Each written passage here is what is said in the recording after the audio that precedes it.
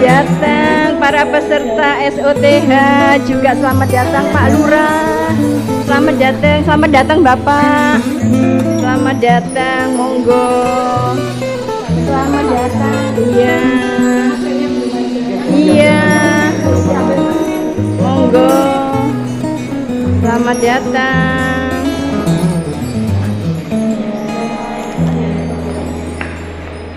Selamat datang Ibu Nunung, silahkan duduk. Monggo, silahkan.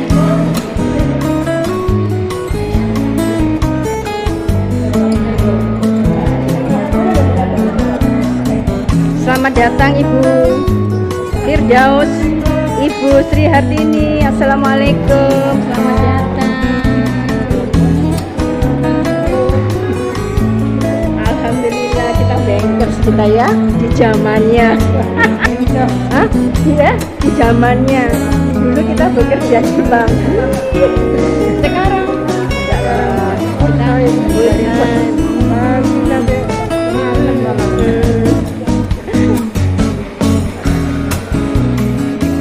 mengerjakan pretest untuk materi pertama hari ini di pertemuan ke-7 SOTH RW 1 Kalisari tahun 2026. Ini pertemuan terakhir kita, pertemuan ke-7, mengisi pretest untuk materi ke-1.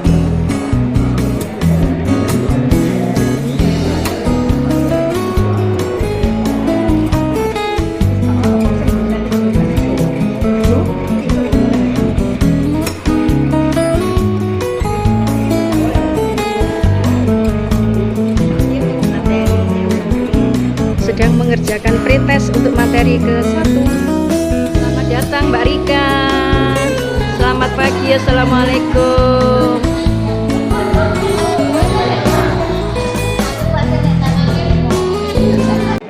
Alhamdulillah, sampailah sudah kita pada penghujung acara pelatihan sekolah orang tua dan hari ini kita adakan untuk pertemuan yang ke-7. Sebelum kita mulai, pada hari ini telah hadir pembicara kita, Pak Dio.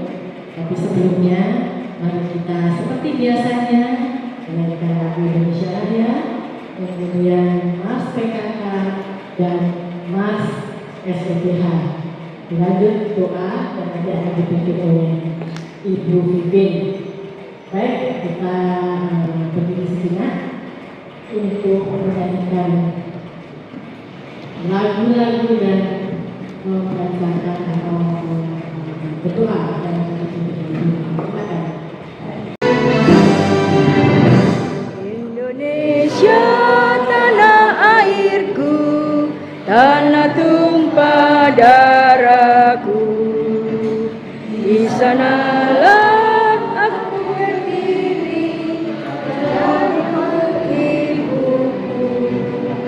Indonesia kebangsaanku, bangsa dan tanah airku. Marilah kita berseru, Indonesia bersatu. Hiduplah tanahku, hiduplah negeriku, bangsaku, rakyatku semuanya. Jiwalah, bangunlah badannya, Indonesia Raya. Indonesia Raya, merdeka, merdeka, tanahku, negeriku yang kucinta. Indonesia Raya, merdeka, merdeka, hiduplah Indonesia Raya.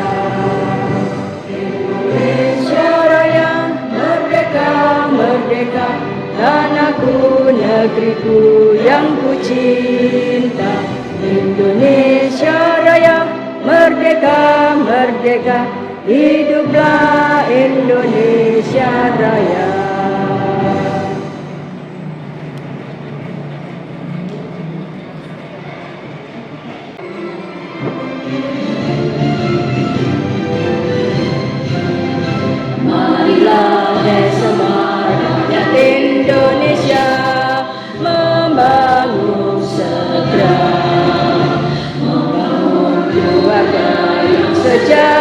sejahtera dengan PKK.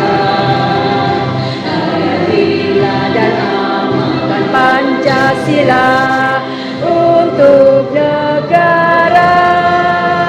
Hidup gotong royong, makmur pangan dan sandang, rumah sehat sentosa.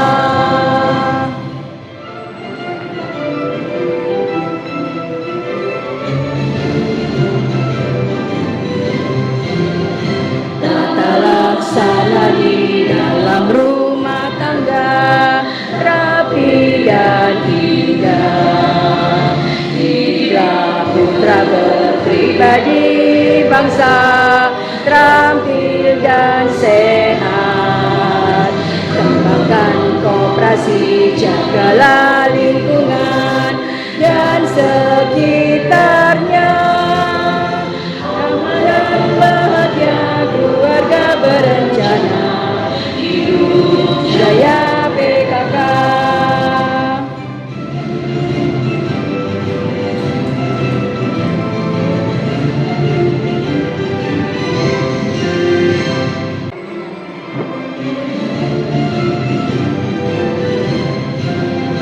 Marilah semua rakyat Indonesia membangun segera, membangun keluarga yang sejahtera dengan PKK.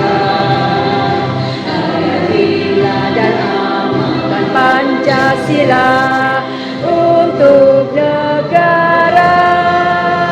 Hidup gotong royong, makmur pangan dan sandang, rumah sehat sentosa.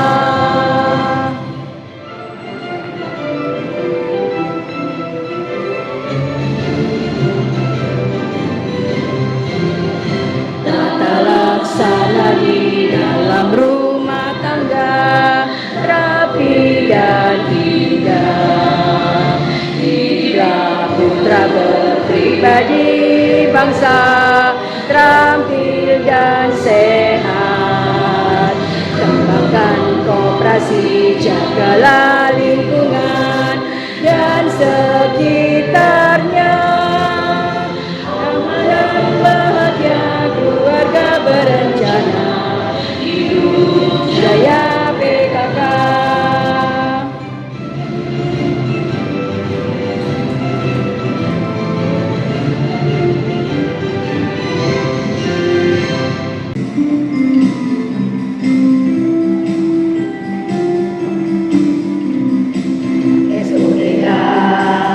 SOTH, SOTH, program unggulan PKK. SOTH, SOTH, SOTH, milik bersama. SOTH, SOTH, tempat belajar ibu balita. Marilah kita bersama-sama sukseskan SOTH Surabaya.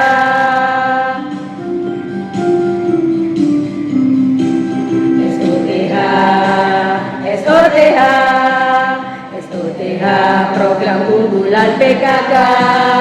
SOTH, SOTH, SOTH, milik bersama.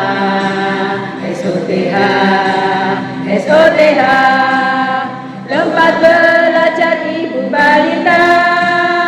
Marilah kita bersama-sama sukseskan SOTH Surabaya.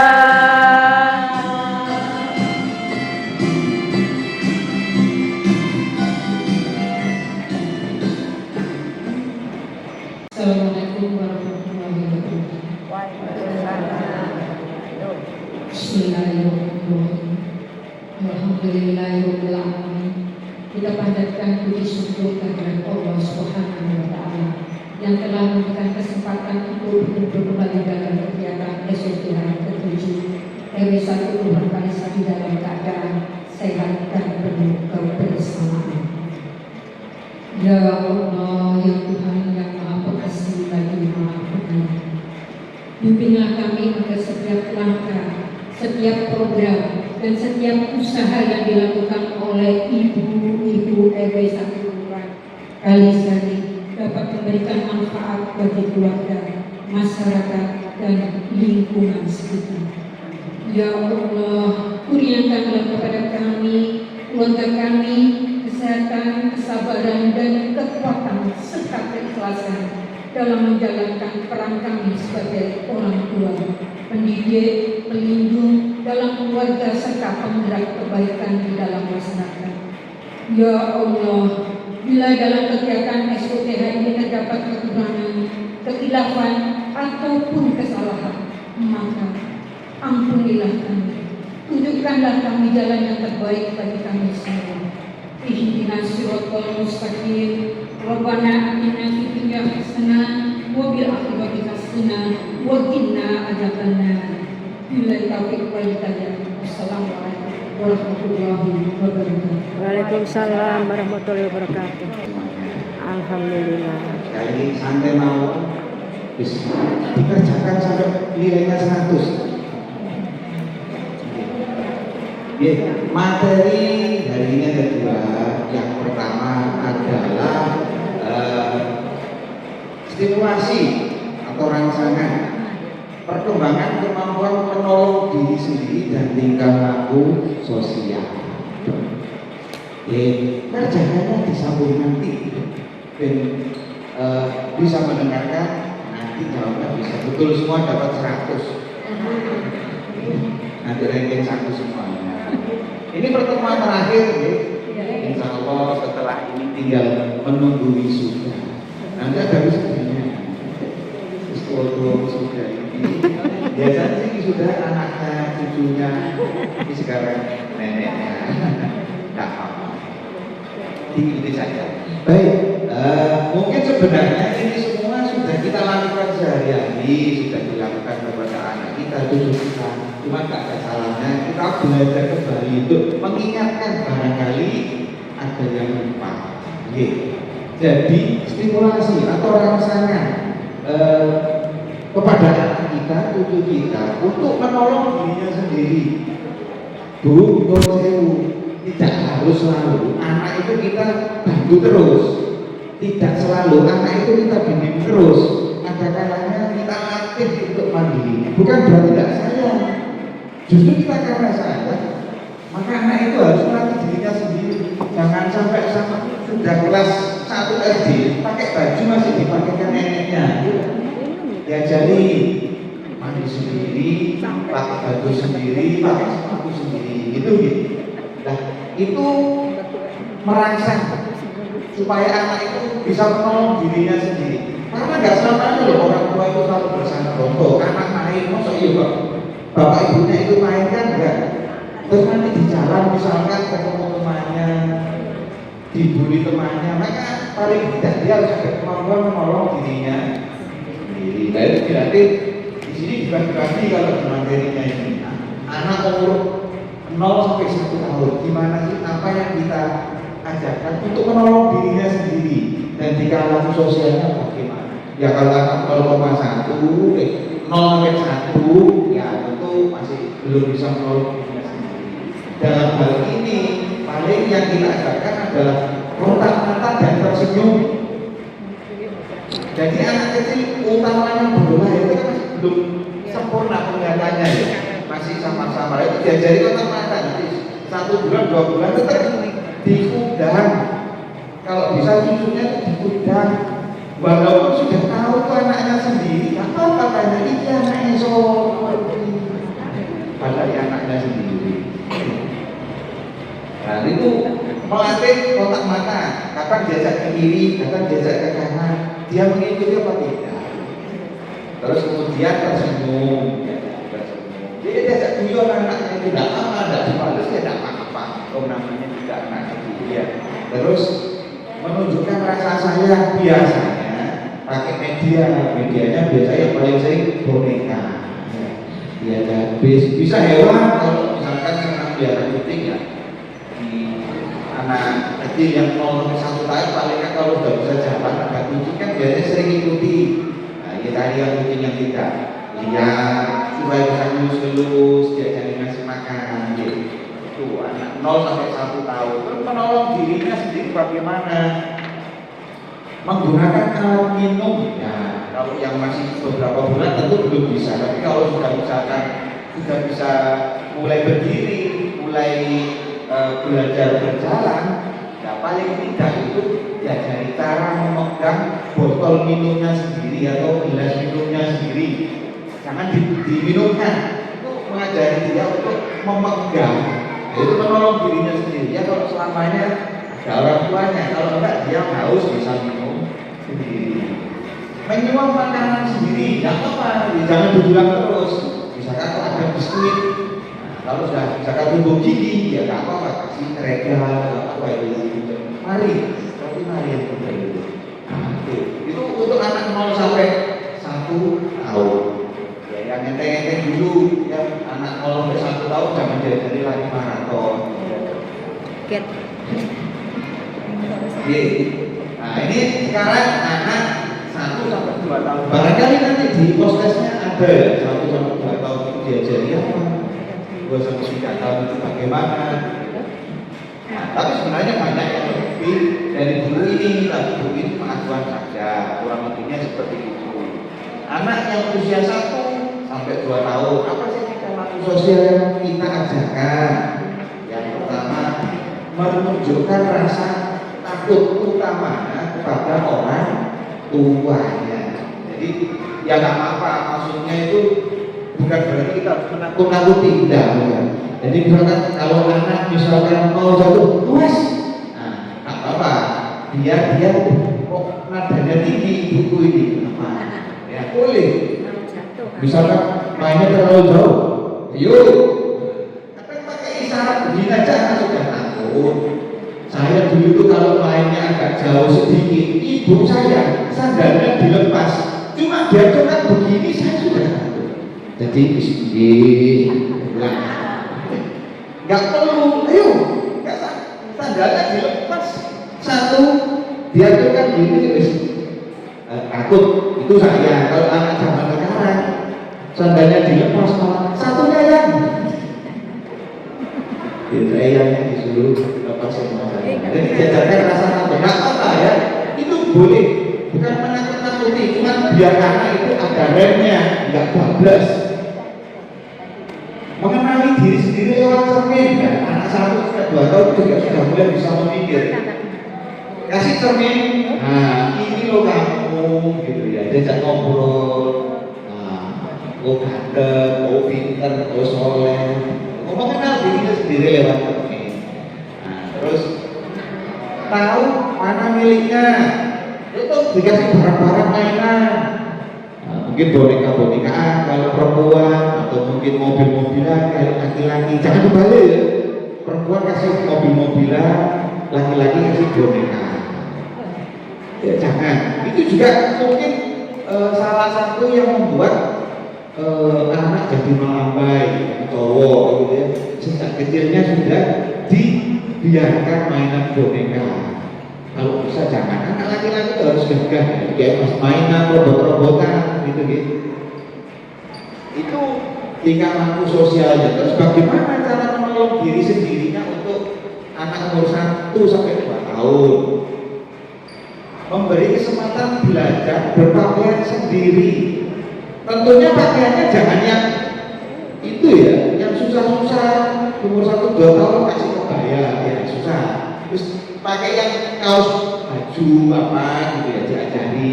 Yang pertama diajari cara memakai kaos, kalau itu bentuk baju cara ngancing baju, cara pakai celananya itu diajari. Habis itu dilepas, pakai sendiri, ibu repot. Dia mulai belajar menolong dirinya sendiri dalam hal berpakaian. Jadi jangan selamanya dipakaikan baju terus. Saya dulu juga begitu, anak saya tak bilangin. Nanti kalau sudah mandi sendiri, karena selama biasanya si kecil tak mandikan, tapi ya dikasih batasan, mandi sendiri, wangi sendiri. Karena kadang masih ada anak yang mau SD sih diwangi sama orang tuanya. Beri kesempatan belajar cuci tangan sendiri. sendiri. Nah itu penting karena biasanya yang paling sering kalau anak kecil itu memegang apapun itu nggak tahu, semuanya dianggap senang, semuanya dianggap baik.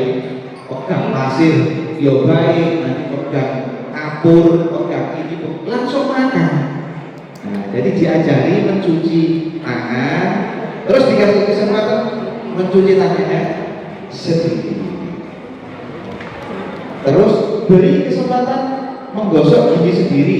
Ini mungkin ada yang sudah bisa, ada yang belum. Umur 1 sampai 2 tahun menggosok gigi sendiri tergolong ya agak susah ya. Tapi kalau bisa diajarkan, diajarkan. Kalau belum bisa, ajarkan 2 sampai 3 tahun. Pokoknya mulai diajarkan dari kecil mandiri, menolong dirinya sendiri. Ya, dari hal-hal yang paling sederhana. Itu umur 1 sampai 2 tahun. Jadi kan ada pertanyaan nanti bisa dijawab. Kemudian sekarang anak umur 2 sampai 3 tahun apa saja yang kita lakukan untuk menolong dirinya sendiri. Ya. Nah ini mungkin juga daya pikirnya sudah mulai agak tinggi. Diajari mengenali laki-laki dan perempuan. Jadi mulai umur 2 sampai 3 tahun diperkenalkan. Ini laki-laki, ini perempuan. Ciri-cirinya kalau laki-laki itu seperti ini, seperti ini. Biar tahu dia bermainnya dengan siapa. Ya bermain untuk anak kecil mungkin tidak masalah, laki perempuan. Cuma perlu dijaga juga ini tadi. Kalau laki-laki biar jiwa laki-lakinya itu tertanam, kumpulkan laki-laki. Kalau perempuan kumpulkan perempuan. Kecuali kalau sudah masuk PAUD, kumpul sama teman-temannya laki-laki dan perempuan ya tidak apa, di PAUD ada gurunya. Jadi itu mengenalkan laki-laki dan perempuan anak umur 2 sampai 3 tahun. Terus ajari bekerja sama dengan temannya, bekerja sama dengan temannya.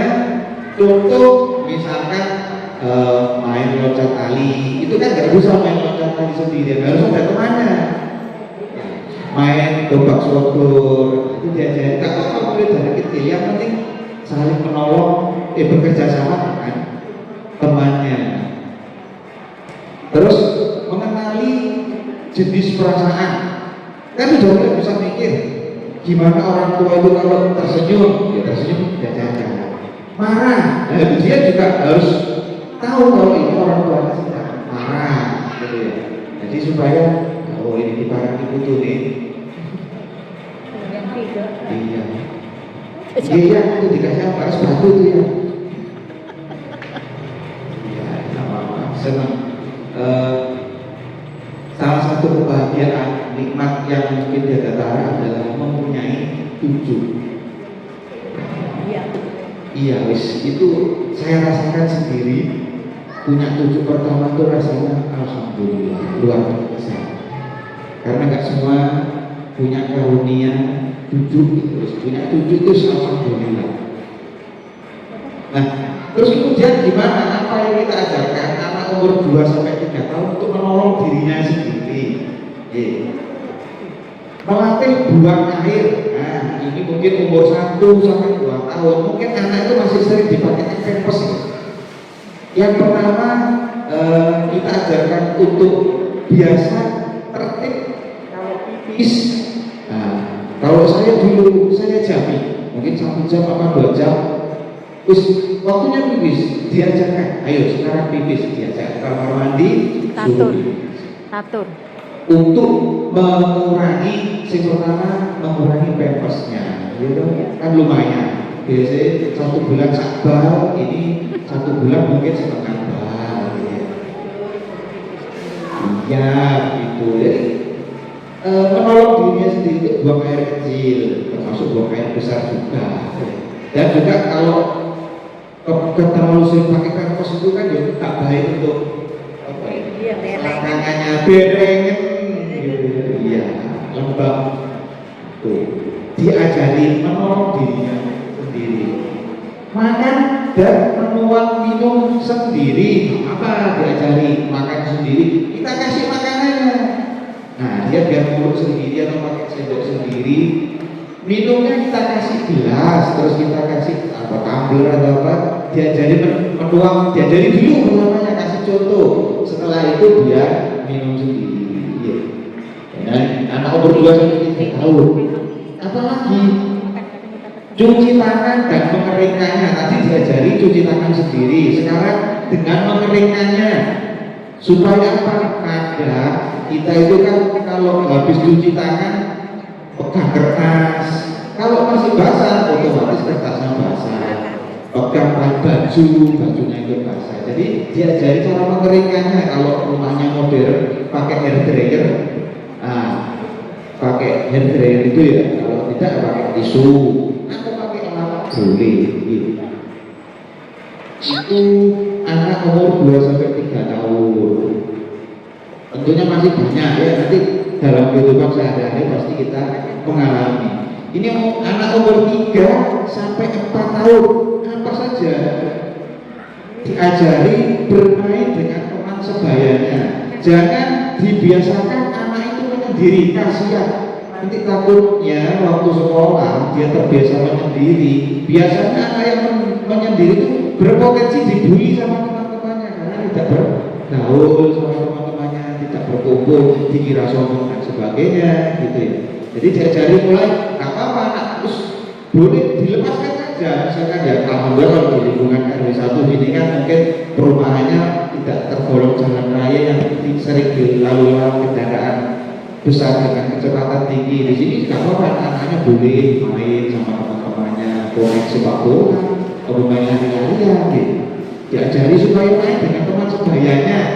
Ingat ya, teman sebayanya, jangan yang mungkin jaraknya usianya lebih tinggi, jangan. Masih umur 3 sampai 4 tahun disuruh main sama anak SD gitu ya.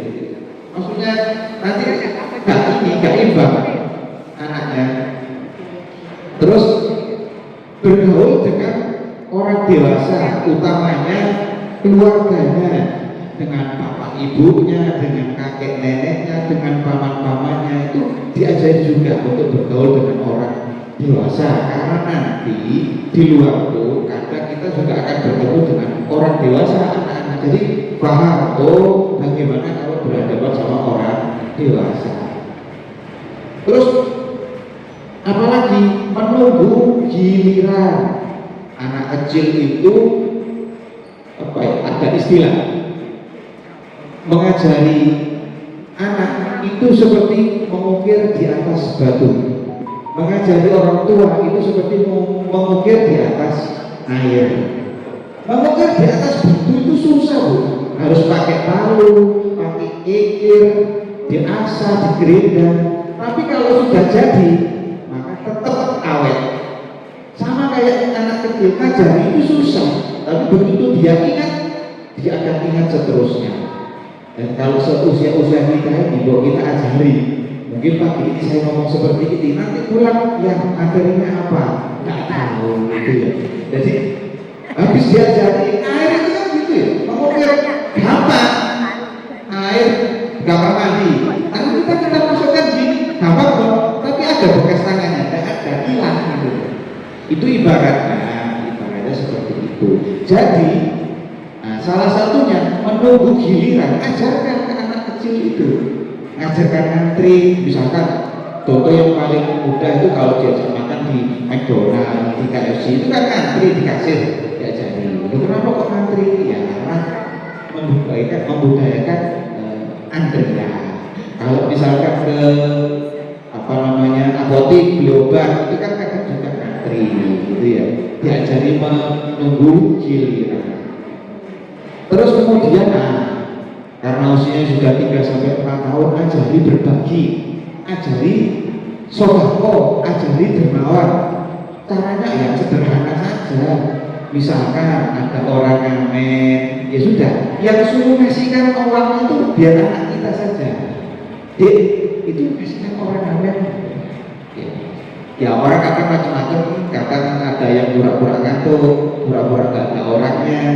Tapi mungkin ya sebaiknya kalau memang ada yang dikasih 1.000, 2.000, anggap aja saudara. Dan anak kita yang suruh ngantarkan, biar dia punya rasa berbagi gitu ya. Temannya kita kita punya makanan, pokoknya dikasih, anak kita yang suruh kasihkan, ini temannya, ini ada es krim, ayo makan bareng sama temannya, itu ya.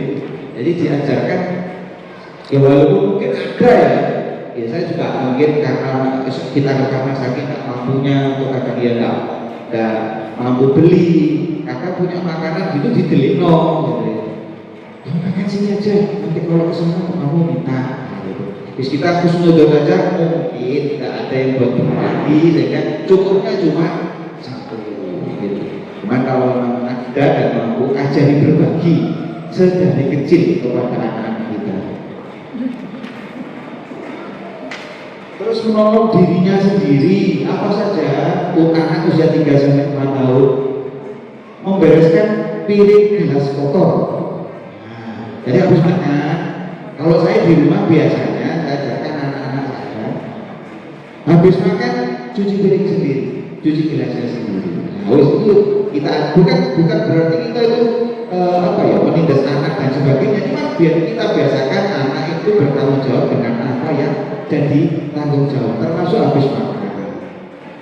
Dan ada sebenarnya kalau secara syariat itu mencuci piring itu mempermudah kita untuk memperoleh rezeki. Jadi itu sebenarnya secara tidak langsung ngajari anak kita untuk memudahkan memperoleh rezeki dengan mencuci piring.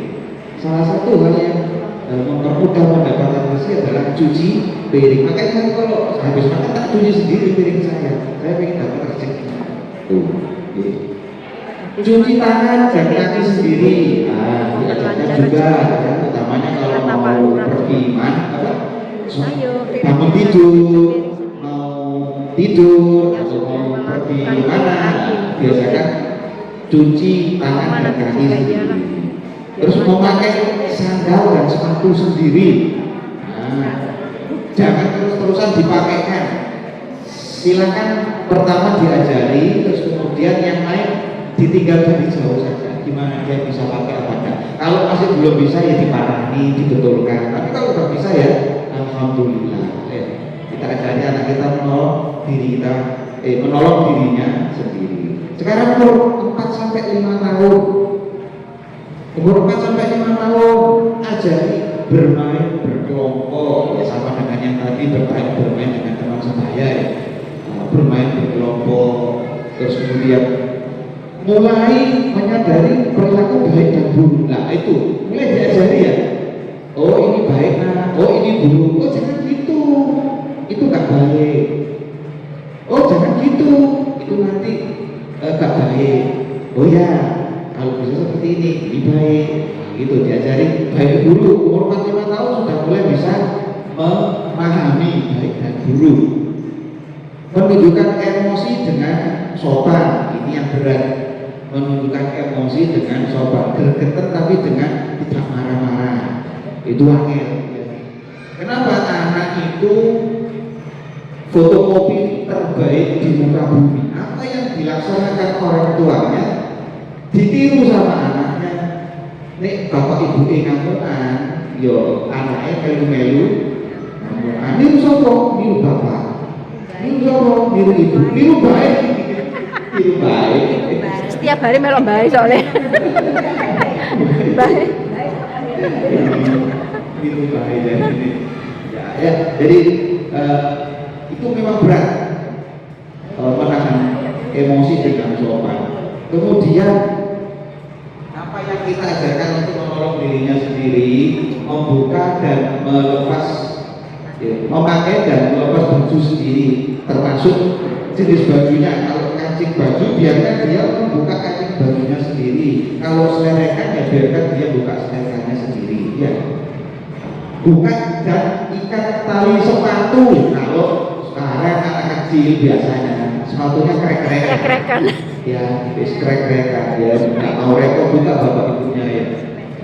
Cuma kalau misalkan itu masih bentuk tali, ya diajari masa, ya tentu yang masa kita cuma diajari buka dan ikat saja tali sepatu. Ya. Terus berpakaian sendiri dengan lengkap, utamanya 4 sampai 5 tahun itu sudah masuk usia PAUD atau KB ya. Diajari pakai seragam sendiri, habis itu besoknya disiapkan aja bajunya, dia pakai sendiri. Itu biasanya ya. Itu umur 4 sampai 5 tahun.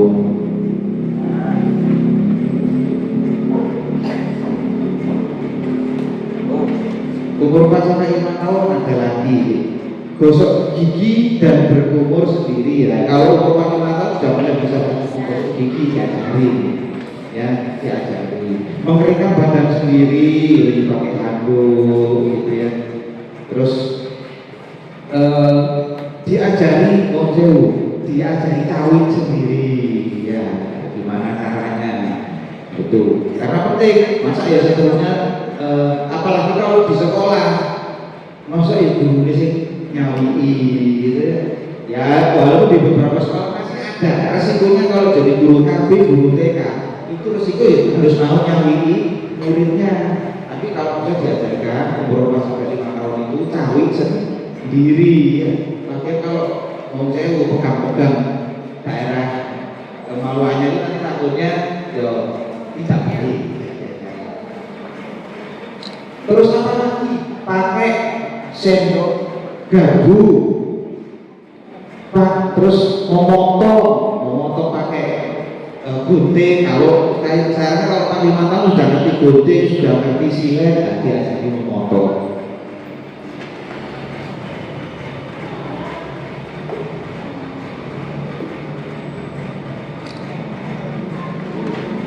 Dan sekarang anak usia 5 sampai 6 tahun. Nanti habis itu silakan kerjakan postesnya. Itu pertanyaan kan ada sekian tahun ya. Umur 5 sampai 6 tahun apa saja kita ajarkan? Menjalin persahabatan erat. Ya anak kecil itu biasanya bulu-buluan. Nah, aku bulu ini. Yo ibu-ibu. Pak sam ibu-ibu iya kok. Apa nih Bapak? Ibu-ibu iya kan? Kak bolo. Iya, ya kita ada persahabatan erat, ya nggak boleh-bolehan, tapi ya diajari pertemanan ini. Kadang kan kita juga milihkan teman untuk anak kita itu kan berteman dengan yang baik-baik, yang kurang baik mungkin jangan gitu. Usahakan punya teman dengan minat yang sama. Nah, contohnya senang bal-balan, dikumpulkan sama temannya yang suka bal-balan. Ada yang sukanya itu mungkin menggambar, ya kumpulkan sama temannya yang mungkin suka menggambar. Itu lebih cepat, kemampuannya lebih cepat. Ada yang suka menari, ya kumpulkan sama yang suka menari.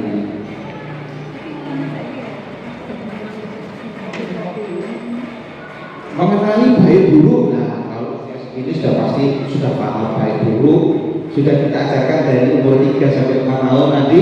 Nah, sekarang itu memastikan ada baik buruk. Mengikuti kegiatan dan aturan kelas, itu kan sudah masa usia sekolah, diajari nanti. Kalau bilang begini, ya dituruti. Kalau bu guru nggak boleh begini ya, dituruti. Gitu. Minta maaf bila salah, berterima kasih bila orang lain berjasa. Ini diajarkan juga. Jadi yang diajarkan itu kalau nggak salah 4 ya. Kalau nggak satu, mohon maaf, terima kasih, minta tolong, satunya apa? Permisi. Hati-hati itu.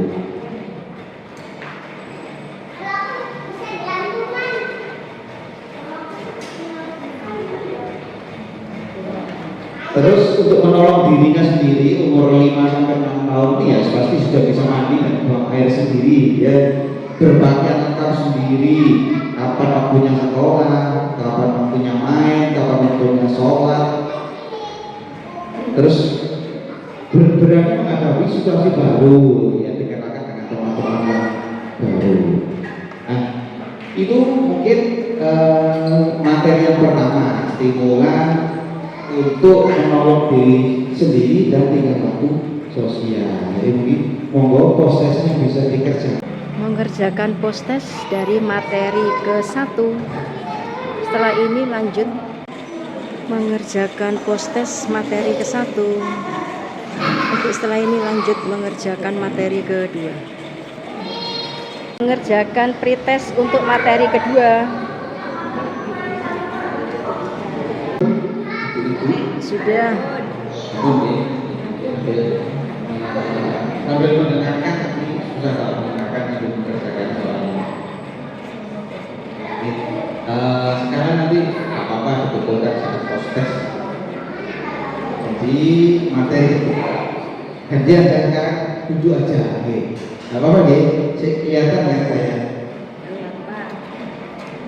Judulnya materi kedua adalah peran orang tua dan keterlibatan ayah dalam pengasuhan. Ini kenapa kalau banyak diminta untuk memberi materi terakhir karena di situ tentang keterlibatan ayah dalam pengasuhan anak. Jadi orang tua yang baik itu seharusnya dua-duanya ayah dan ibu sama-sama mengasuh bersama-sama walaupun mungkin proporsinya beda.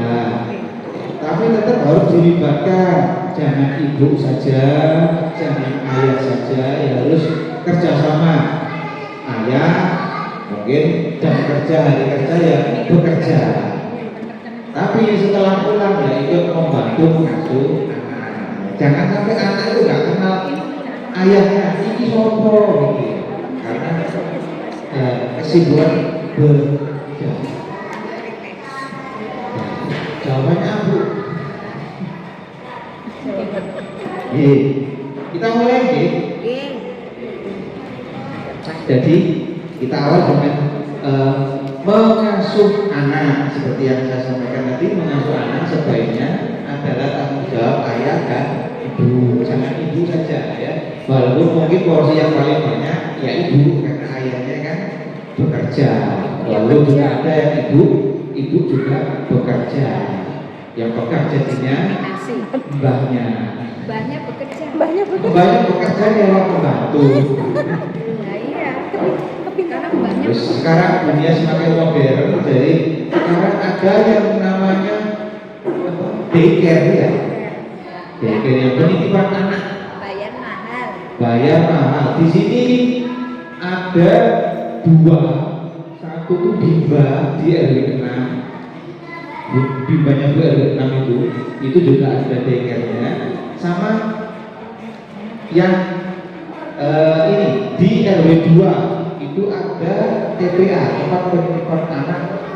Kita baby kid hotel namanya gitu. Jadi hotelnya berarti anak. Jadi saya tanya berapa kalau menitipkan ya macam-macam ya kurang lebihnya ya sekitar 2 jutaan dan 2 juta terus semakin susah itu apa namanya asuhannya semakin mahal utamanya mungkin masih ini kecil karena kan harus gantikan pampers harus nyali dan sebagainya itu satu bayi satu pengasuh. Kalau udah besar itu bisa 3 orang diambil satu pengasuh. Tapi kalau masih kecil itu ya 1 orang 1 pengasuh. Di sana sudah pernah kunjungi ke sana, enak tempatnya. Monggo kalau mau nitipkan cucu-cucunya bahaya kalau kerja bisa cucunya dititipkan di TPA kita bikin hotel. Oke, kembali ke mengasuh anak itu merupakan tanggung jawab kedua orang tua. Ya, anak itu pertama asuh dengan baik. Asuh dengan baik itu maksudnya bagaimana? Ya, yang baiklah kepada anak. Bagaimana caranya memperlakukan anak? Bagaimana caranya memberikan contoh kepada anak? Selain baik, akan dengan benar.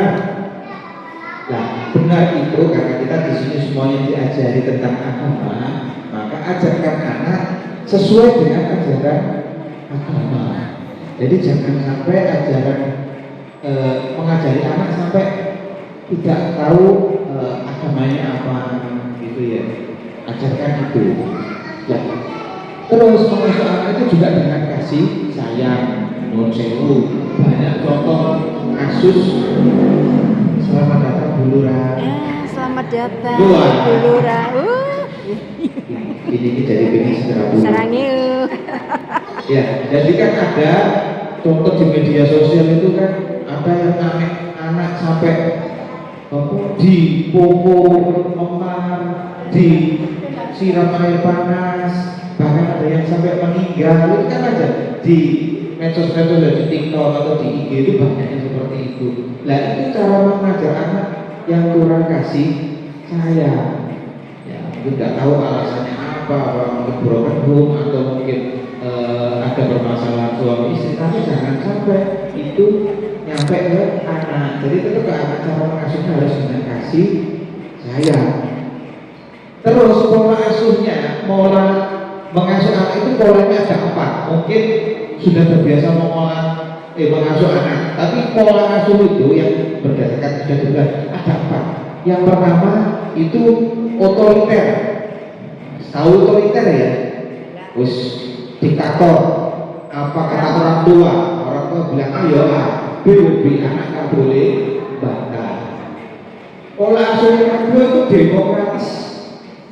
Nah, demokratis itu anak boleh berpendapat, anak boleh mengeluarkan pendapat. Ingat, anak jangan diajari membantah. Jadi kalau orang tua jangan dibantah, nggak boleh. Tapi mengajari berpendapat.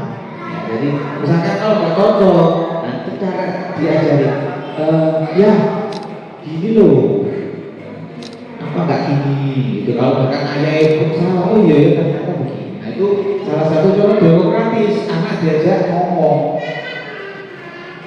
Pola diskusi. Pola asuh yang ketiga itu permisif, pembiaran. Nah, terus dijawab, cekali HP boleh dewi. Di situ pembiaran namanya. Ya, wayai sekolah, gak sekolah, dibiarkan. Waktunya sembahyang, gak sembahyang, dibiarkan. Nah itu pembiaran. Jadi jangan sampai pembiaran ini. Apalagi yang kayak pengaben, terus gak diabaikan belakangan itu. Sing dipentingkan dirinya sendiri, anak kok bapak gak akan sakarepe, bah kumpul koncone sing apik, kumpul koncone sing elek sakarepe. Terus bagaimana yang baik itu bagaimana? Ya kombinasi 1 sama 2 tadi. Kombinasi. Tidak selamanya itu kita harus demokrasi. Ada kalanya kita juga harus otoriter. Apa yang otoriter? Misalkan masuk waktu sholat, anak gue nggak sholat, ya kita harus diktator sholat. Gak apa doting. Anak umur 7 tahun belum sholat itu wajib dimarahi. Anak umur 10 tahun nggak sekolah, nggak sholat itu boleh dipukul dengan cara yang dipukul bukan muka dan tidak maksudnya menyakiti. Ya. Ini diktator boleh. Anak nggak sekolah, bapak harus diktator, ibu harus diktator, nggak ngaji harus diktator. Tapi kalau dalam hal memilih selera, ayo kita makan di mana? Mungkin aku pengen ke McDonald, wes ayo. Aku pengen pernyataan, wes ayo gitu ya. Itu ada kalanya gitu. Termasuk memilih sekolah. Mungkin orang tua pengennya disekolahkan di sana. Ini kan banyak sekolah-sekolah yang itu ya, bonafit. Tapi kadang orang tuanya pengennya dimasukkan ke sana. Anaknya mungkin pemantul di sana ya, aku tak bisa aja. Ya anaknya diajak diskusi baik buruknya. Nah, nanti baru diputuskan. Itu pola mengasuh anak nih 4. Jadi yang 3 itu untuk bilang jangan sampai permisif sama pengabaian. Permisif kok itu aja itu nggak baik, membiarkan anaknya gak boleh dijarno. Nggak jauh 2 malam yang lalu, malam 1 Suro itu ya ada ini tradisinya rekan-rekan kita silat PSHT itu kan memang ada pengesahan biasanya malam 1 Suro itu konvoy biasanya. Dan kok kebetulan kemarin itu konvoynya pas yang rusuh di kecamatan kita di kelurahan sudah sampai ada yang dibacok dan sebagainya. Rumah dilempari, ada yang mobilnya kacanya pecah, rumah jendelanya kacanya pecah. Itu kan udah anarkis. Nah itu salah satu dari pembiaran orang tua membiarkan anaknya sampai melakukan hal seperti itu. Terus gangster, ya kan ada gangster anak kecil pegang coleng wajah terus katanya buat konten biar gagah dan sebagainya. Itu kan tapi yang nggak baik. Jam segitu belum pulang, itu kan pembiaran. Jangan sampai. Apalagi pemerintah kota sudah mengeluarkan perwali bahwa anak di bawah 17 tahun jam 10 malam harus sudah di rumah. Kalau tidak nanti bisa kena razia. Lalu nanti kalau tiba-tiba dipanggil Satpol PP kota, Bu, anaknya ada di sini, mohon dijemput. Terus tanda tangan di atas materai. Kalau nanti anaknya mengulangi lagi, ya beneran akan dikijuk dimasukkan ke Liponsos. Mau anaknya masuk Liponsos, kan ya kumpul dikicil. Ya. Itu salah satu pola asuh tadi ya. Jadi kombinasi 1-2 boleh. Diktator itu ada kalanya boleh, ada kalanya jangan. Ya, kombinasi 1-2 jangan digampang. Itu. Hanya untuk diketahui saja ya, digampang itu jangan dipraktekkan. Terus cara mengasuh yang tepat. Yang pertama itu ajari. Yang kedua kasih contoh. Yang ketiga suruh mandiri. Jadi 3 itu ajarkan dulu sebelum diajarkan, jangan menyuruh anaknya. Jadi sebelum diajarkan, ayo sholat, belum diajari sholat. Ya diajari sholat itu bagaimana, menghadap kemana, pakaiannya bagaimana, diajari dulu. Terus kasih contoh, kalau nyuruh anaknya sholat, ya bapak sholat dulu. Jangan sampai anaknya disuruh sholat, ibunya nonton drama Korea. Itu oh ibu yang nonton drakor aku sholat. Ibu yang nyuruh ngaji, ibu malah nonton sinetron. Jadi ajari, kasih contoh, baru disuruh. Itu cara mengasuh yang tepat. Terus, nah ini salah satu yang penting, jangan ditinggalkan. Berikan apresiasi, minimal pujian. Berikan apresiasi, minimal pujian. Oh pinter, bila pinter tuh senang. Anak soleh, itu ya. Apalagi nak sampai anak menunjukkan hasil karyanya, tolong minimal itu dilihat.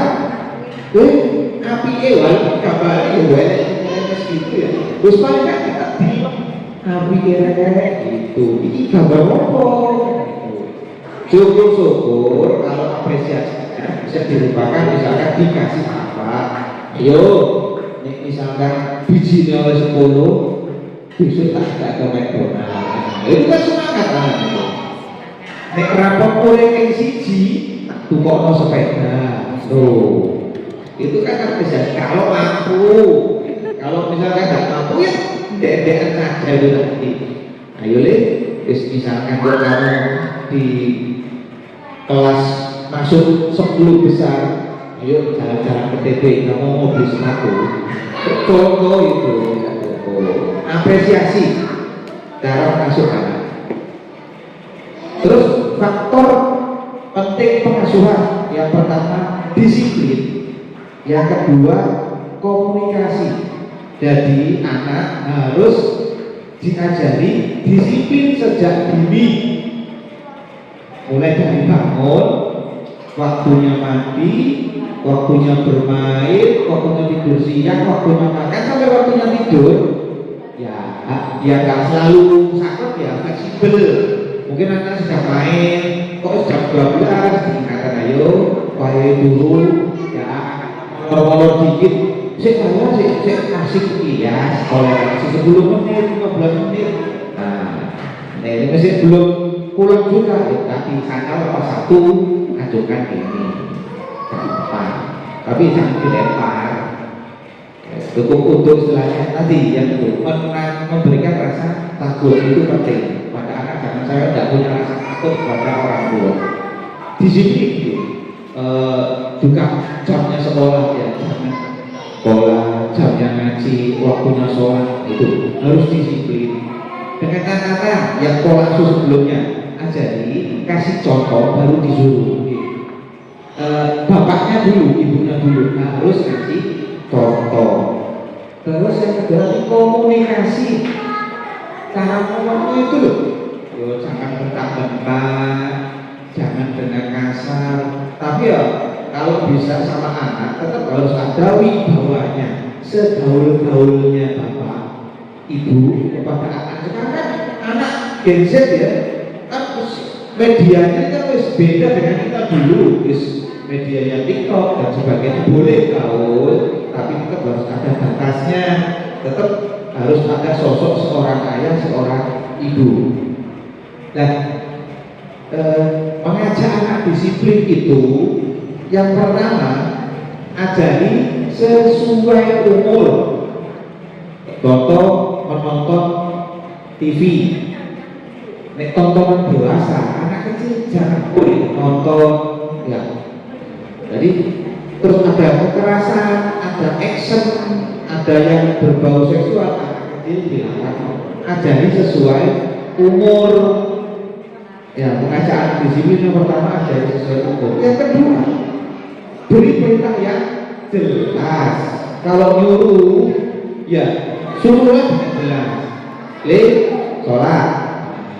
Le, ngaji. Yuk, ayo sekolah. Jangan perintahnya nggak jelas. Jam 7 sekolah kamu, nggak sekolah ya wis. Nah itu nggak jelas. Anak namanya anak ya nggak sekolah. Ngaji. Gimana bu? Ngaji apa enggak? Sekarang bu urusanmu. Nah ini nggak jelas bisa. Harus jelas. Ngaji suruh ngaji.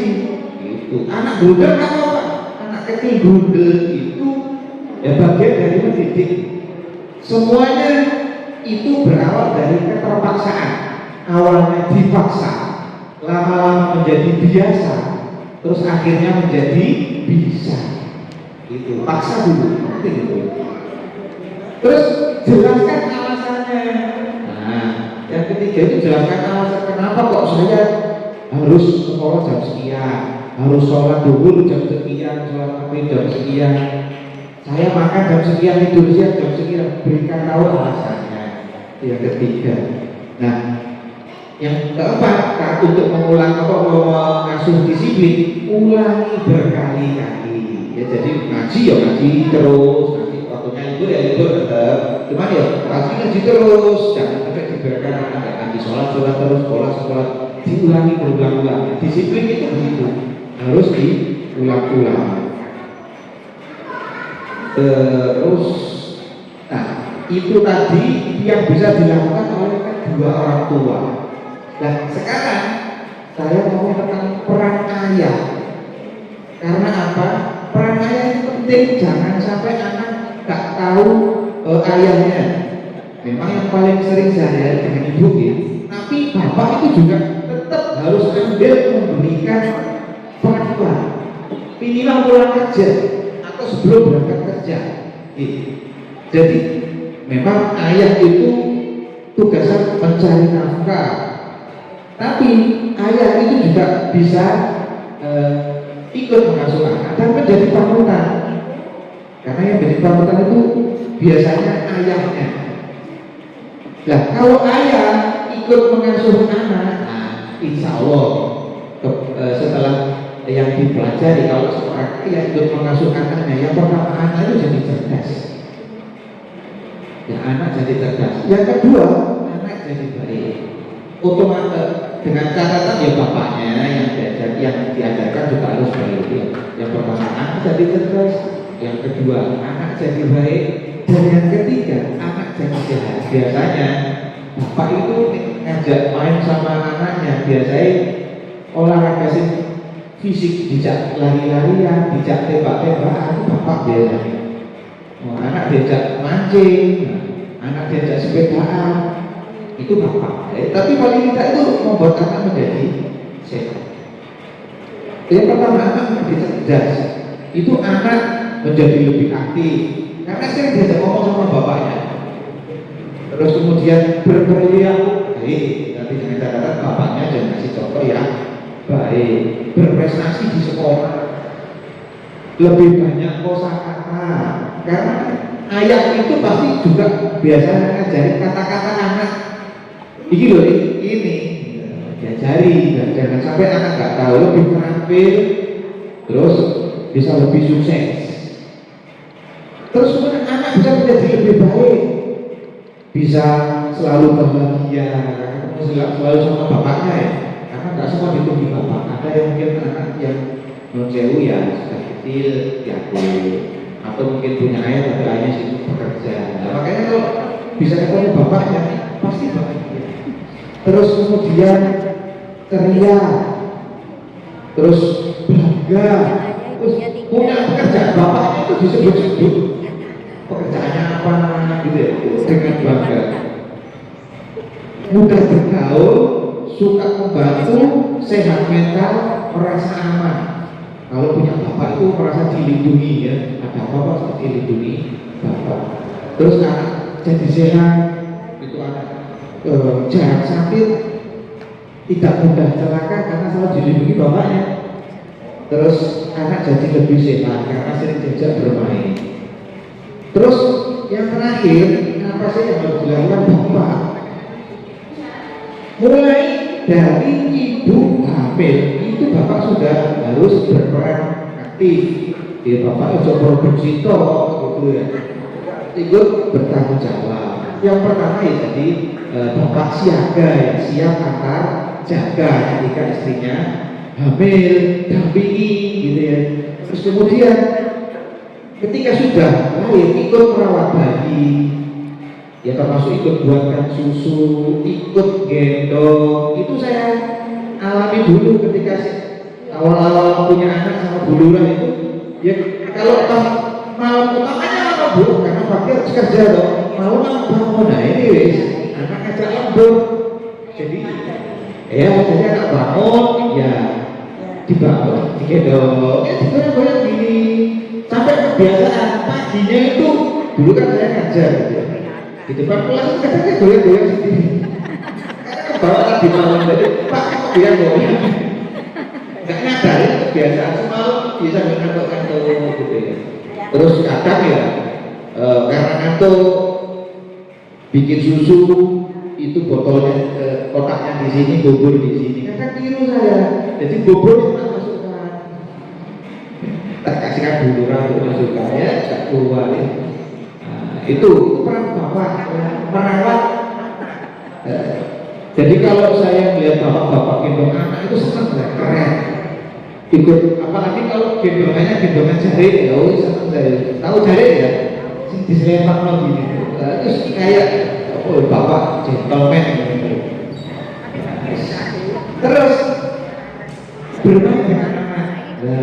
Setelah anaknya bisa diajak, sudah dilakukan diajak bermain anaknya itu tadi ya. Terus senang kalau anak bisa bermain dengan bapaknya. Dan yang terakhir berkomunikasi dengan anak. Ya. Di kadang anak itu ingin curhat ya, ketika itu jadilah seorang sahabat.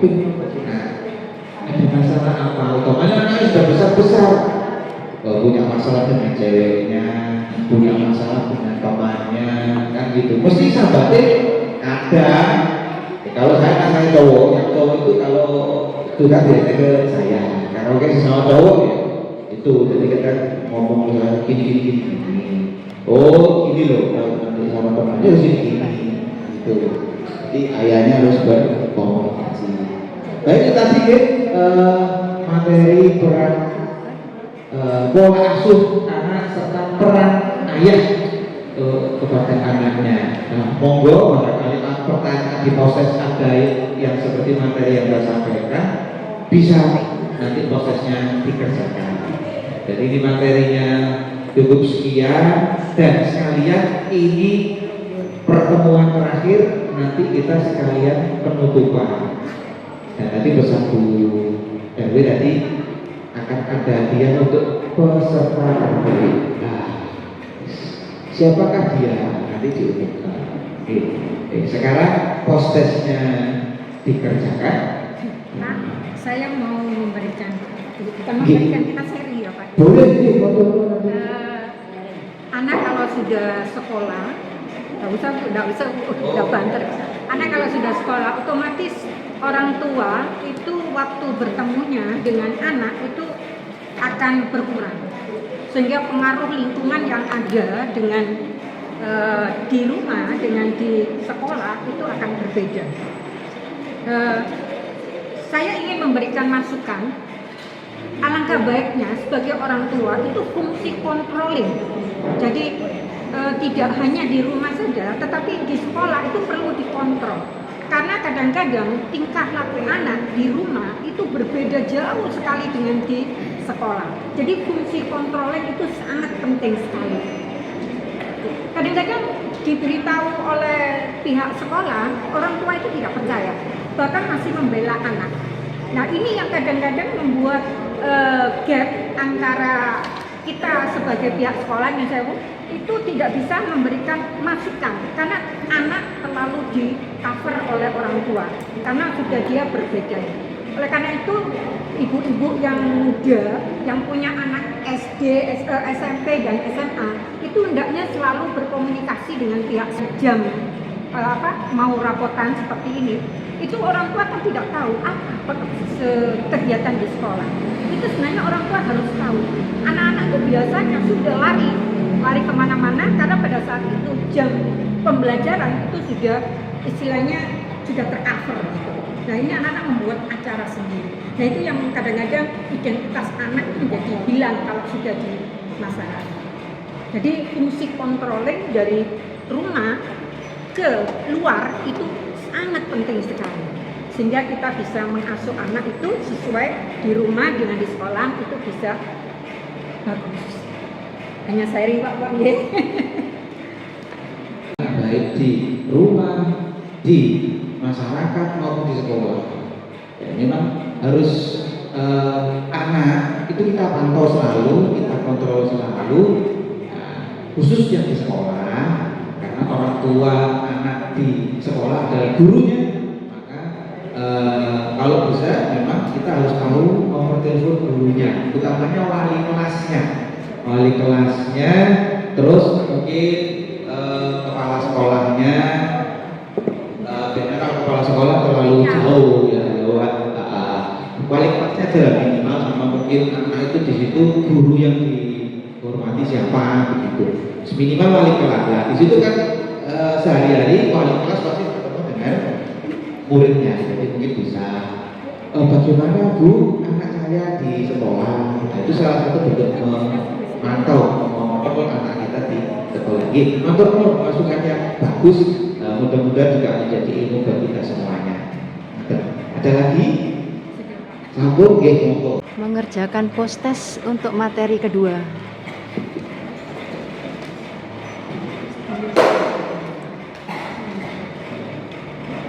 Mengerjakan post-test materi kedua. Sudah materi terakhir di SOTH kali ini dari RW 1 Kalisari tahun 2026 sudah di pertemuan ke-7. Nanti ada info untuk wisuda SOTH gelombang kedua tahun 2026 dari RW 1 Kalisari. Prosesnya Sudah selesai. Sudah selesai.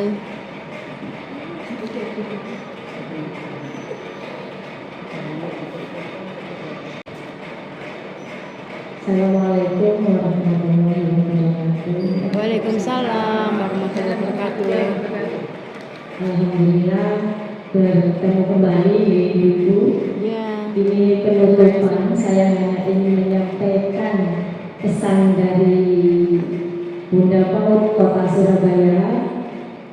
Kalau sekarang mulai tahun 2025 sudah digalakkan wajib belajar 13 tahun.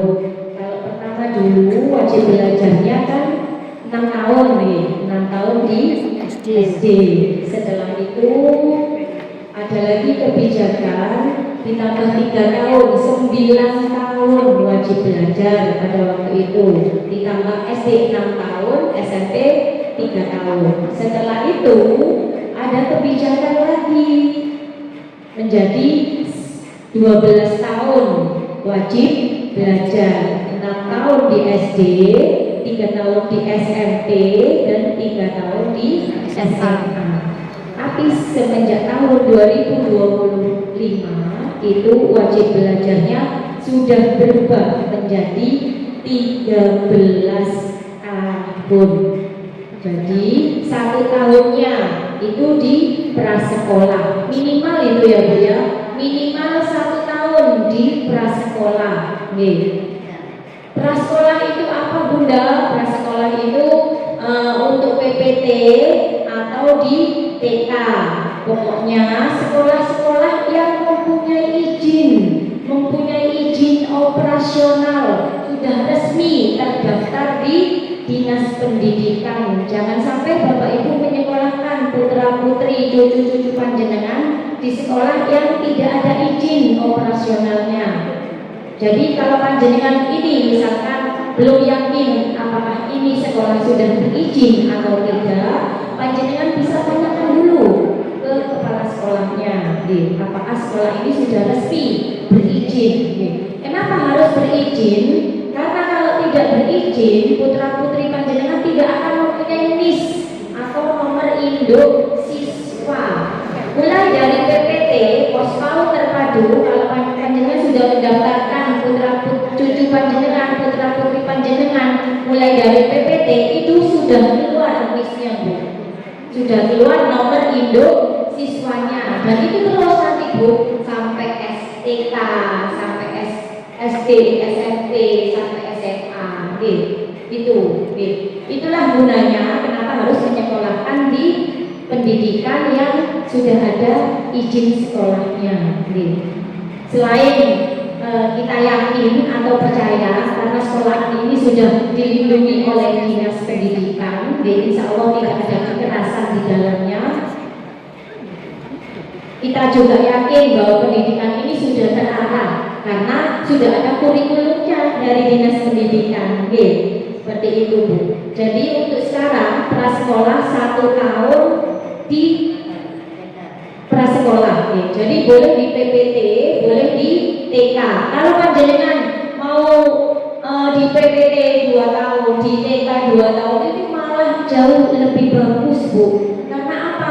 Karena pembentukan karakter pertamanya dan kemandirian anak di situ Bu. Kadang ada orang tua yang gini, anak saya loh sudah saya ajari sendiri di rumah, sudah umur 6 tahun, saya masukkan di SD saja karena sudah bisa membaca, karena sudah bisa berhitung, nah seperti itu. Tapi apakah di situ sudah terbentuk karakternya? Dia tidak bermain dengan teman-teman sebayanya, dia tidak belajar untuk berbagi dengan teman-teman sebayanya, dia tidak belajar untuk mengantri disiplin. Apabila ingin mendapatkan sesuatu, mencuci tangan antri, semuanya harus antri, disiplin di situ tidak diajari Bu di rumah. Karena di rumah itu dia kadang kan tidak punya saudara ya Bu ya. Kadang saudaranya sudah umurnya itu lebih tinggi sekali, kadang kakaknya SMP. Nah itu, terus kakaknya lagi SD. Jadi dia tidak bermain dengan teman-teman sebayanya. Jangan sampai Bu kita merenggut masa-masa golden age-nya mereka untuk bergaul dengan teman-teman sebayanya yang sudah terarah. Mungkin panjenengan kalau bermain di luaran kan tidak ada pengawasan, tidak ada controlling juga, tidak ada yang mengawasi, tidak ada guru-guru di sana. Nah itu mungkin jenengan was-was ya. Jadi boleh diarahkan untuk bermain dan belajar di PPT atau di TK. Seperti itu ya Bu. Jadi itulah pentingnya sekolah 1 tahun prasekolah itu minimal. Kalau panjenengan bisa menyekolahkan di PPT 2 tahun, di TK 2 tahun, monggo. Boleh di PPT-nya 1 tahun, boleh di TK-nya 1 tahun. Di situ akan terbentuk karakter Bu. Jadi anak-anak ini sudah terbiasa untuk mengantri, bergaul dengan teman-temannya Bu. Kalau anak-anak tidak pernah keluar dari rumah saja, dia itu untuk pada waktu pertama kali keluar dari rumah itu biasanya anak-anak kadang mukul, kadang jewek temannya. Nah, karena di situ dia tidak pernah bermain dengan teman-teman sebayanya, tidak mengenali karakter teman-teman sebayanya. Nah, seperti itu ya Bu. Jadi monggo Bapak Ibu bisa menyekolahkan putra putrinya di PPT atau di TK yang sudah berizin operasional, ya Bu ya. Jangan sampai menyekolahkan anaknya yang tidak berizin ya Bu. Itu pesan dari Dinas Pendidikan. Dan yang tidak ada izinnya, insya Allah kita arahkan untuk mendaftarkan dulu di Dinas, karena memang tidak mudah Bu untuk langsung daftar langsung keluar izin operasionalnya, tidak. Dinas juga survei Bu, apakah ini layak, tempatnya layak, terus apakah diminati oleh warga-warga sekitarnya, apakah muridnya banyak, seperti itu. Di sini sudah ada Bu TPA, tempat pendidikan anak yang sudah ada izin operasionalnya, yaitu di Baskara Bu. Di Baskara itu sudah ada izin operasionalnya.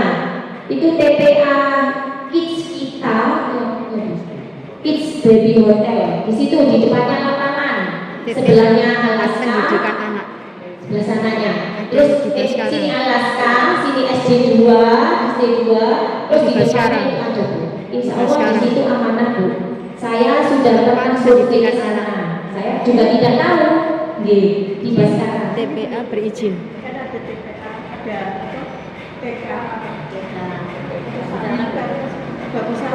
Di Bagus Salam. Oh, jangan tanyakan sendiri ke kepalanya. Jadi kalau bisa harus yang ada izin operasionalnya Bu. Karena kalau tidak ada operasionalnya, izinnya itu tidak di-cover oleh Dinas Bu. Nah itu listnya tidak keluar. Ijazahnya pun tidak dari Dinas, mungkin ijazah dari yayasannya sendiri. Itu aja dari saya. Monggo kita memberikan pendidikan yang baik kepada anak-anak kita. Kita memberikan pendidikan yang sudah terjamin dari pemerintah, yang sudah ada izinnya.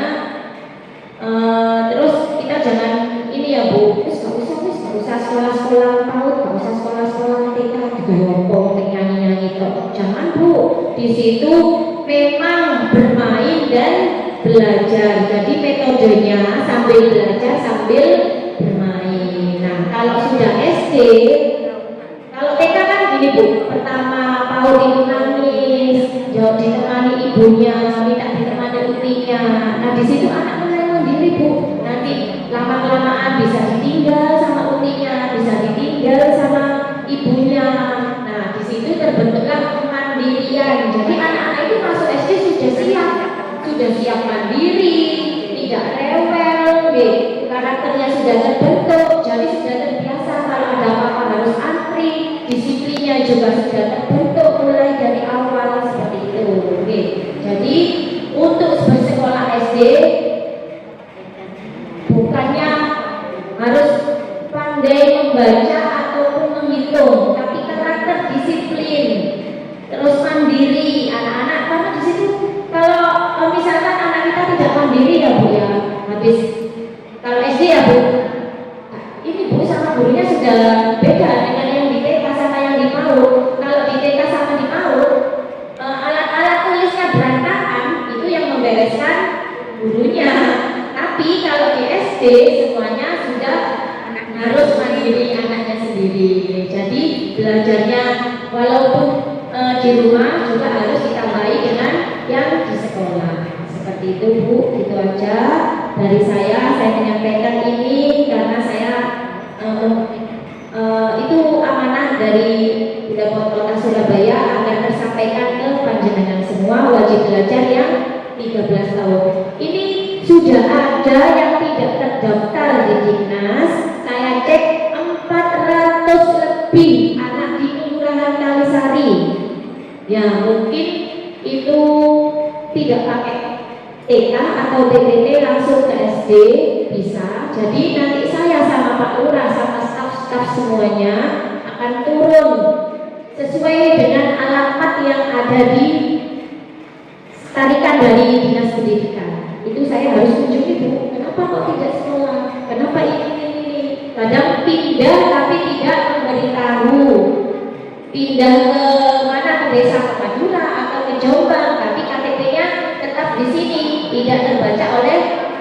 Dinas Pendidikan Surabaya seperti itu. Jadi insya Allah nanti saya minta bantuan panjenengan semua. Kalau ada anak-anak yang tidak bersekolah di usianya yang sekolah, tolong diedukasi ya Bu, karena pentingnya pendidikan buat anak-anak, apalagi anak-anak masa golden age Bu ya, harus benar-benar ini, itu hak mereka Bu, hak mereka untuk mendapatkan pendidikan karena anak itu adalah anak dari Gusti Allah. Kalau panjenengan tidak memberikan pendidikan yang baik, nanti bagaimana kita mempertanggungjawabkan pertanggungjawaban kita sebagai orang tua kepada Allah ya, seperti itu. Itu aja dari saya.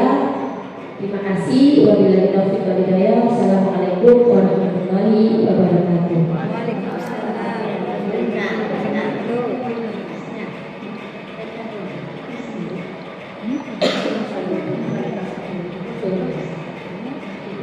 Alhamdulillah ibu-ibu sekalian, akhirnya selesai juga kegiatan kita. Tidak pernah belajar sampai 7 kali dan nanti kita menunggu kabar berikutnya untuk wisuda. Nah ibu sekalian, sesuai dengan janji saya, sesaat lagi saya akan umumkan siapa peserta terbaik.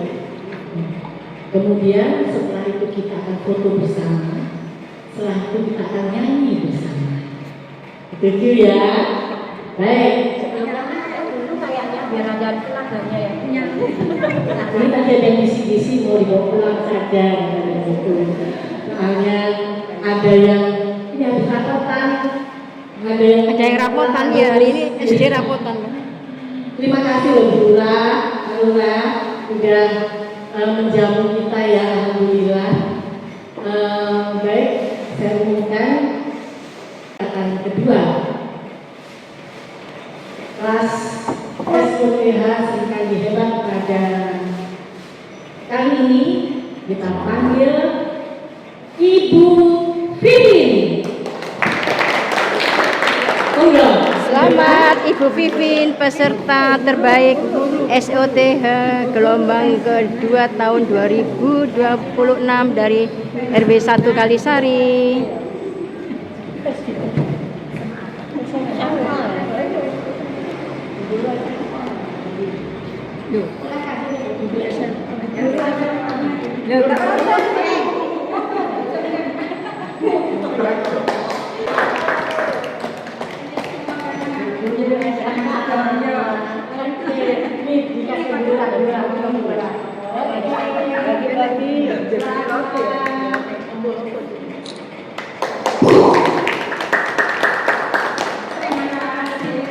Nanti dijadikan dulu.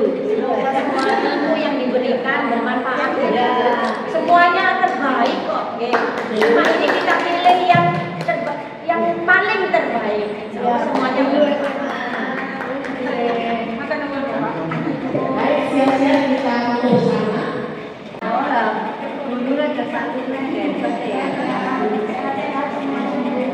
Terima kasih Ibu Lurah, Pak Lurah hadir di penutupan SOTH RW 1 Kalisari. Terima kasih.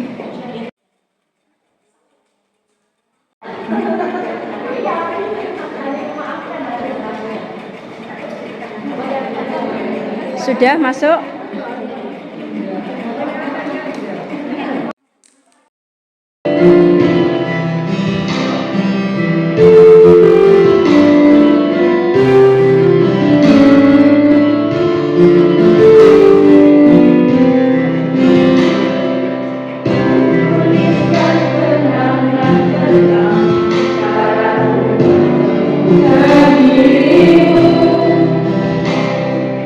Tentang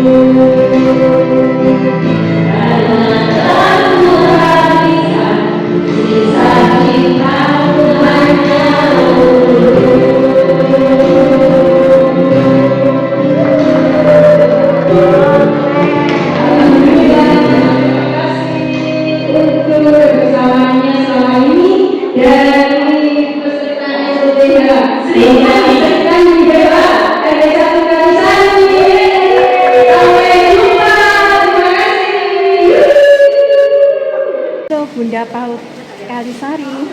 Ibu Heni cantik, terima kasih hari ini sudah memberikan apa tadi wejangan tentang wajib belajar 13 tahun. 13 tahun. Oke, jadi ya, 1 tahun untuk prasekolah, baik itu TK maupun PAUD. Jadi kalau misalkan 2 tahun di PPT, 2 tahun di TK malah lebih bagus. Karena oke. apa? Karakter anak terbentuk mulai dari PPT sampai TK. Mereka belajar mandiri, belajar disiplin, antri, terus belajar berbagi dengan teman-teman sebayanya. Oke, terima kasih, Ibu. Kita Ibu SOTH Heni, Sri ya. Kandi hebat, luar RW1 biasa. Kalisari. Luar Oke. biasa.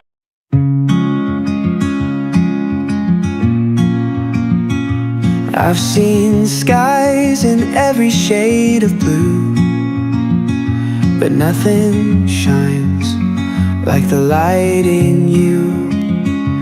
There's a whole world hiding in your gaze, 1,000 stories, I can't look away.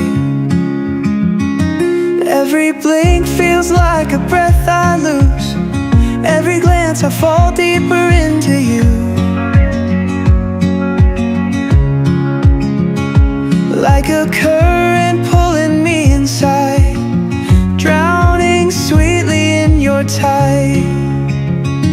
In your eyes, where the colors collide, I see my heart like a river too wide. Every question I've carried, every fear I disguise, fades away when I look in your eyes.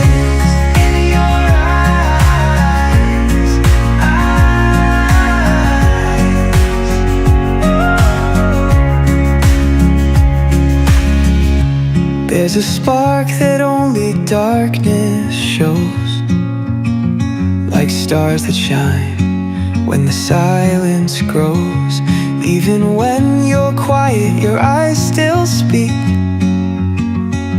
telling secrets I'll spend forever to read. Every glance feels like a piece of fate, like the universe left this open gate. Search the world for something new, but I'd always end up back in you. In your eyes, where the colors collide, I see my heart like a river too wide. Every question I've carried, every fear I disguise, fades away when I look in your eyes.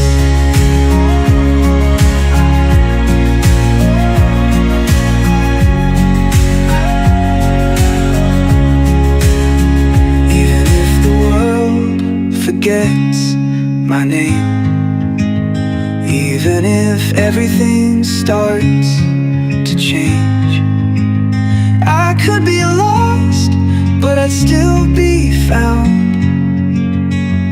in your eyes where my soul is bound.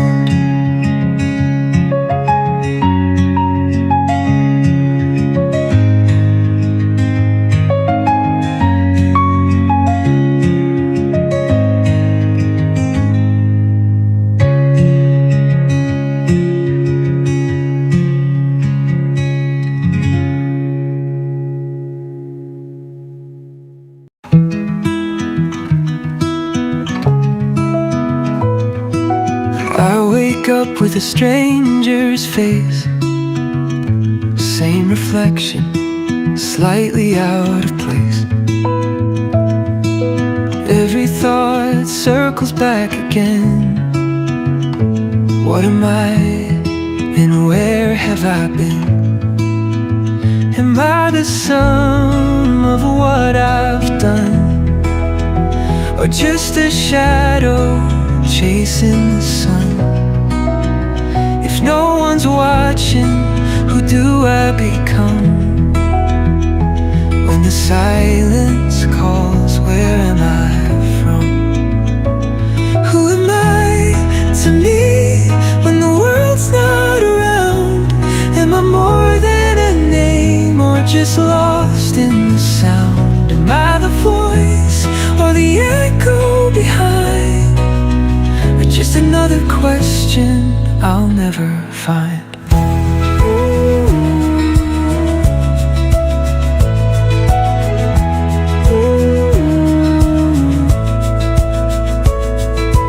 Memories blur like water and sand. Moments slip right